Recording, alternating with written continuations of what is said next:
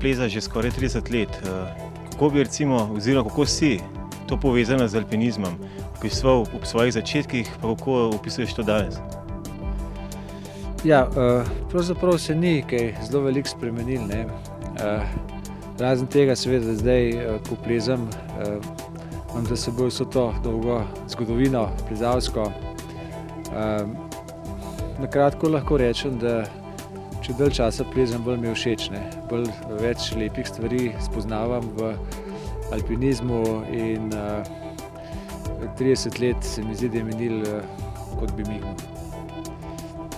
Zdajle se nahajava tukaj na Polhograjski grmadi, v bistvu nad stenco, s katero so zelo močno povezani tvoji začetki. Mogoče lahko kaj več poveš o tem? Ja, no, tale stenca, pravzaprav jugozahodna stenca Polhograjske grmade, ki meri tam nekih 30 metrov mogoče, je bila pravzaprav tak moj prvi poskus, če rečemo v narekovajih, prvenstvene smeri.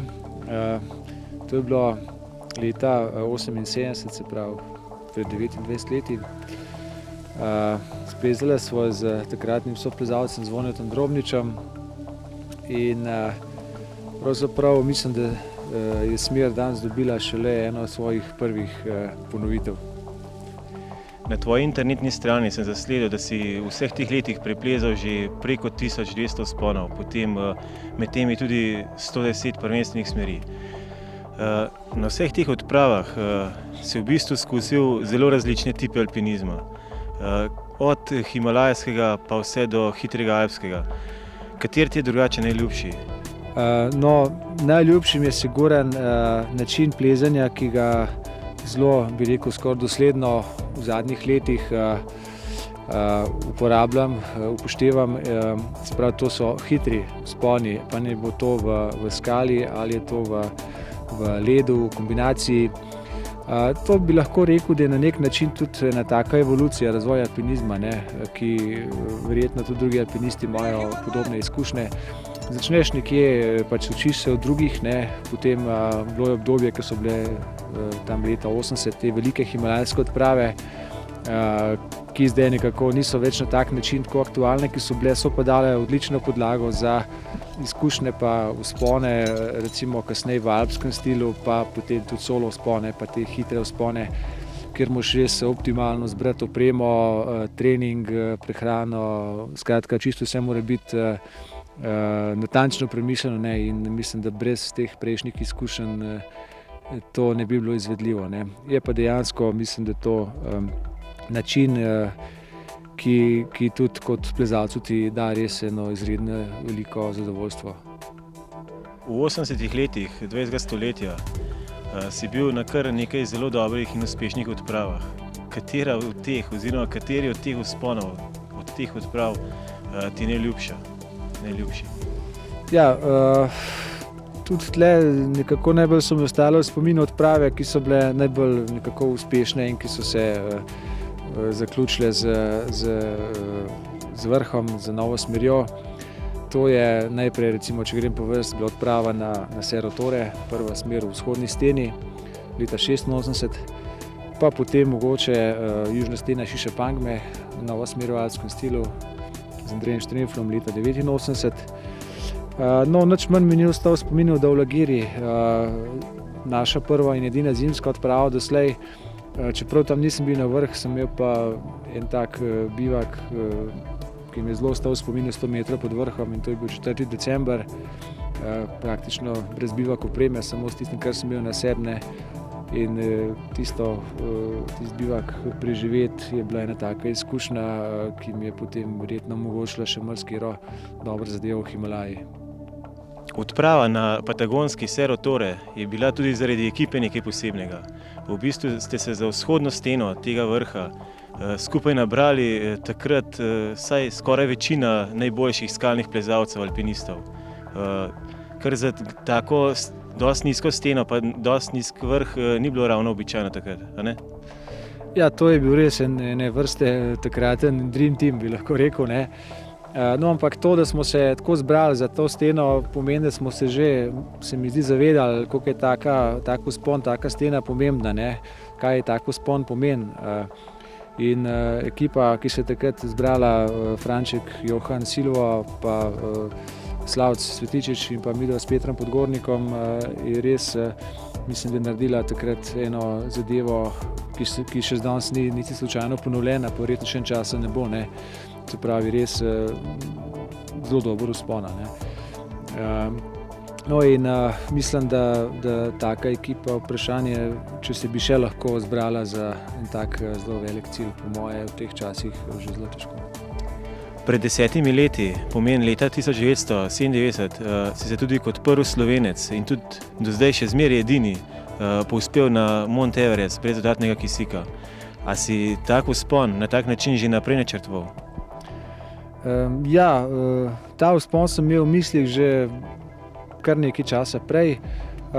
Potem sem čakal, kdaj se bo pojavila prilika. Na sami odpravi je bila pa sprva ideja tudi o novi smeri na Everest, no, ampak treba se je bilo prilagajati razmeram in potem, ko je odprava skrenila na drugačno bazno, se pravi na drug bazni tabor, kot je bil prvotno planiran, se pravi nismo šli direktno pod severno steno, ampak smo šli na klasični bazni tabor. No, potem so se zadeve spremenile, ne, tam ni bilo možnosti za kakšne nove smeri in potem je pač ostala ta varianta, se pravi vzpon brez kisika in pač stvari so se tako poklopile, pripravljen sem bil optimalno za to zadevo in zadeva se je iztekla, lahko rekel, prav sanjsko, ne. Po Everestu pa je potem preteklo skoraj 10 let, da si se ponovno vrnil nad 8000 in to lansko leto z novo smerjo na Čoju. Kako je pa to opisal?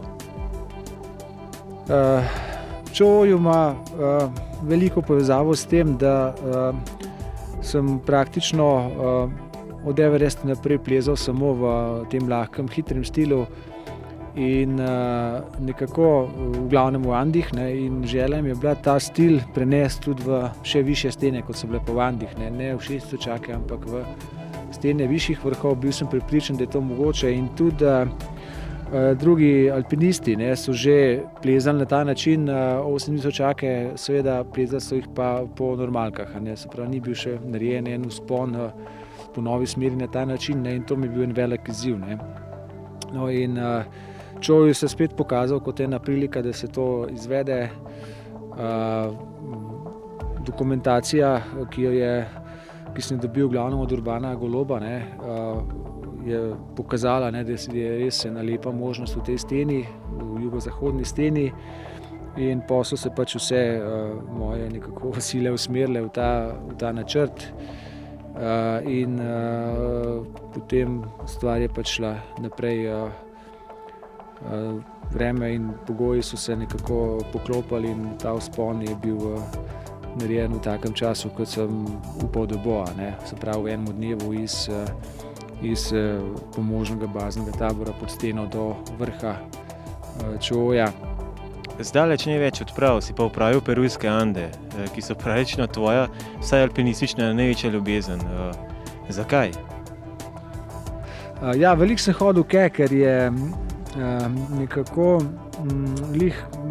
že sem omenil, ne, pač kako razpolaga s časom, ne. V Andih recimo v 3 tednih lahko narediš eno res dobro zadevo, ne. V Himalaji v 3 tednih jo ne moreš, ne, in to je recimo glavni razlog, zakaj sem zadnja leta zelo veliko hodil predvsem v Ande, ne. To je ena stvar, druga stvar je to, da so to res lepi estetski hribi, kar je meni važno, ne, da hrib tudi dobro izgleda kot en hrib, ne, da ni tam neka kopica skalpa ledu, ne. In v Andih je veliko zelo lepih hribov, ne. Tudi recimo letošnji vzpon na Puskanturpo mi v tem pogledu zelo veliko pomeni, ker je to res lep hrib za pogledati. No, tretja stvar je pa tudi Južna Amerika in tak, bi rekel, lep odklop. Mi, ki smo v službah, pač vemo, da imaš včasih vsega čez glavo, ne, in potem, ko greš 3 tedne na odpravo v eno čisto drugačno okolje, si napolniš baterije res za naslednje, recimo pol leta ali pa cel leta, ne. In Južna Amerika je tak področje, tudi sam način življenja tam je sproščen, zrelaksiran, čisto drugače kot recimo evropski način, ne, ni teh napetosti in tudi zaradi tega je Južna Amerika, se mi zdi, eno področje, kamor je luštenita. Jaz bi rad v tem stilu nadaljeval,